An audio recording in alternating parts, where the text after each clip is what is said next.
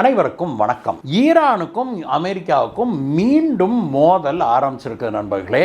இந்த முறை உலகமே டென்ஷனாக ஆரம்பிச்சிருக்குது அப்படிங்கிற பார்க்குறோம். இந்த ஈரான் அமெரிக்க போரால் பெரிய அளவில் பொருளாதார ரீதியில் உலகம் முழுவதும் பாதிக்கப்பட்டது. அதெல்லாம் இப்போ தான் ஒரு சின்ன நம்பிக்கை வந்தது, ரைட்டு சரியாக போயிடும் அப்படின்னு. ஆனால் நேற்றைய தினம் நடந்திருக்கிற சம்பவங்கள் உண்மையிலேயே கவலை அளிக்கிற விஷயமாக இருக்குது. இதனால் மீண்டும் ஹார்மோஸ் நீரிணை மூடப்படுமா, மீண்டும் உலகமே பொருளாதார வீழ்ச்சியால் பாதிக்கப்படுமா, இதை பற்றி தான் இன்றைக்கி பார்க்க போகிறோம் நண்பர்களே. வாங்க.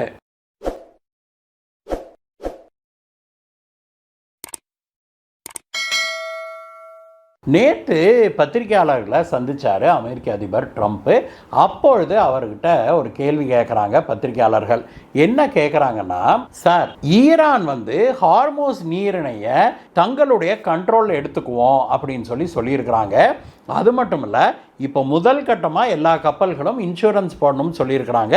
இரண்டாவதாக 60 நாளைக்கு தான் நாங்கள் இலவசமாக விடுவோம், அதுக்கப்புறம் நாங்கள் டோல் வாங்குவோம், சுங்கவரி வாங்குவோம் அப்படின்னு சொல்லி ஈரான் அறிவிச்சிருக்குது. இதை பற்றி உங்களுடைய கருத்து என்னன்னு கேட்டாங்க. இதை கேட்டோன்னே அப்படியே பொங்கி எழுந்துட்டார் மனுஷன் ட்ரம்ப்பு. அவர் அப்படியே கடுகடுன்னு ஆகி என்ன சொல்லியிருக்கிறாரு அப்படின்னாக்க, பாருங்க, அதெல்லாம் கிடையாது, நாங்கள் ஈரான்கிட்ட தெளிவாக சொல்லிட்டோம், இனிமே ஹார்மோஸ் நீரிணையில் எந்த பிரச்சனையும் பண்ணக்கூடாது, கப்பல்கள் ஃப்ரீயாக தான் வருவாங்க போவாங்க, இந்த டோல் போட்டு வரி வசூல் பண்ணலாம் அல்லது அவங்களையெல்லாம் தாக்கலாம் அப்படிங்கிற எண்ணமே உங்களுக்கு வரக்கூடாது அப்படின்னு நாங்கள் சொல்லியிருக்கிறோம். இதை அவங்க கடைபிடிக்கல அப்படின்னா இப்பொழுது அமெரிக்காவுக்கும் ஈரானுக்கும் நடந்து வருகிற இந்த பேச்சுவார்த்தையே தடைபடும் அப்படின்னு அவர் சொன்னார். ட்ரம்ப் பொங்கி எழுந்தது உலகம் முழுவதும் ஹெட்லைன்ஸ் ஆச்சு நண்பர்களே. அதே சமயத்தில் உண்மையிலேயே அங்கே மத்திய கிழக்கில் என்ன நடக்குது அப்படின்னு பத்திரிகையாளர்களும் தோண்டி துருவி எடுக்க ஆரம்பிச்சிட்டாங்க. அங்கே பார்த்தோம் அப்படின்னா இந்த பிரச்சனையில் ஈரானும் அமெரிக்காவும் ஹார்மோஸ் நீரிணையை திறந்துருச்சு அப்படின்னு அறிவித்த பிறகு கடந்த ஒரு வாரத்துக்குள்ள 69 கப்பல்கள் அந்த ஹார்மோஸ் நீரிணையை கடந்திருக்கிறாங்க.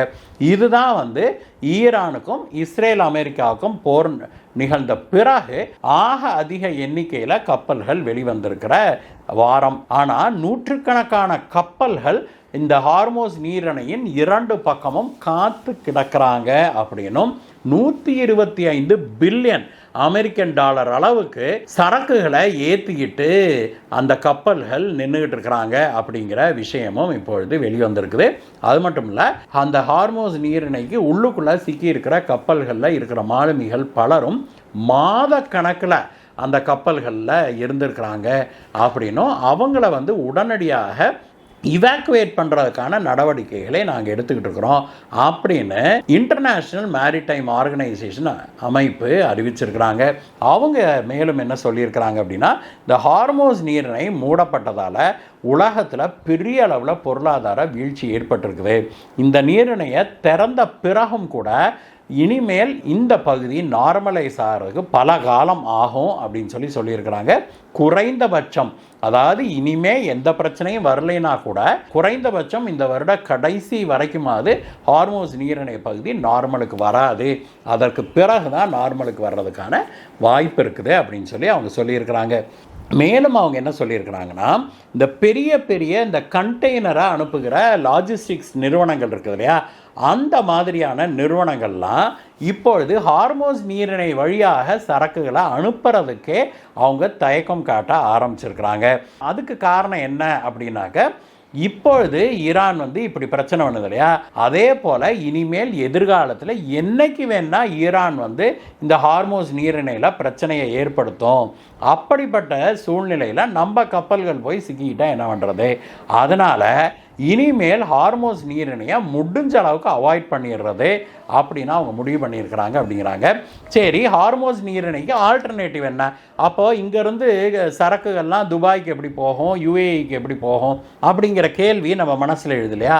அதுக்கு அவங்க என்ன சொல்கிறாங்க அப்படின்னா, ஹார்மோஸ் நீரிணைக்கு உள்ளே போய் உள்ளே இருக்கிற துறைமுகங்கள்லேருந்து சரக்குகளை ஏற்றிக்கிட்டு ஹார்மோஸ் நீரிணைக்கு வெளியில் வர்றதுக்கு பதிலாக ஹார்மோஸ் நீரிணைக்கு இந்த பக்கமே பார்த்தோம் அப்படின்னா ஒமான் நாடு இருக்குது இல்லையா, ஒமான் நாடு வந்து ஹார்மோஸ் நீரிணைக்கு வெளியில் இருக்குது.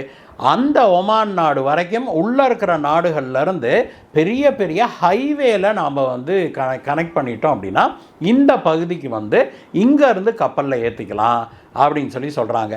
ஏற்கனவே நிறைய சரக்கு போக்குவரத்து இந்த சாலைகள் வழியாக வருது அப்படின்னும் அந்த சாலைகள்லாம் இப்போ திணறிட்டு இருக்குது டிராஃபிக்கால் அப்படின்னும் செய்திகள் வெளியாகி இருக்குது. அதே சமயத்தில் சவுதி அரேபியா வந்து தன்னுடைய நாட்டின் மேற்கு கரையில் இருக்கிற துறைமுகங்களை பயன்படுத்த ஆரம்பிச்சிருக்கு. அப்படி செய்யும்போது ஹார்மோஸ் நீரிணையை அவாய்ட் பண்ணிடலாம் அப்படின்னு சொல்கிறாங்க. இப்பொழுது சரக்கு கம்பெனிகள் எல்லாம் இந்த ஹார்மோஸ் நீரிணையை அவாய்ட் பண்ணிவிட்டு பைபாஸ் பண்ணிவிட்டு எப்படி தொழில் பண்ணுறது அப்படின்னு சொல்லி தீவிரமாக ஆலோசித்து வர்றாங்க. அதனால் இனிமேல் ஹார்மோஸ் நீரிணை பழைய நிலைக்கு வருவது மிக மிக கடினம் அப்படிங்கிறாங்க. எப்படியோ மத்திய கிழக்கில் இந்த ஹார்மோஸ் நீரிணை வழியாக வந்த போக்குவரத்து முழுவதையும் அதன் மூலமாக வந்த பொருளாதாரத்தையும் மொத்தமாக முடிச்சு கட்டிட்டாரு ட்ரம்ப்பு அப்படிங்கிறதான் உண்மை. எது எப்படி இருந்தாலும் நண்பர்களே, இந்தியா வந்து இந்த பிரச்சனையை எப்படி கையாள போகிறது அப்படிங்கிறதா நம்முடைய கேள்வியாக இருக்குது. அதற்கான விடை அடுத்த ஒரு சில மாதங்களில் தெரியும் அப்படின்னு தான் நம்ம எதிர்பார்க்குறோம். இந்த வீடியோவை பற்றிய உங்களுடைய கருத்துக்களை சொல்லுங்கள் நண்பர்களே. மீண்டும் உங்களை வேற ஒரு வீடியோ சந்திக்கிறேன் கைஸ். பை பாய் நண்பர்களே. நாம் டாப் கிரைம் தமிழ் அப்படிங்கிற ஒரு புதிய சேனல் ஆரம்பிச்சிருக்கிறோம்.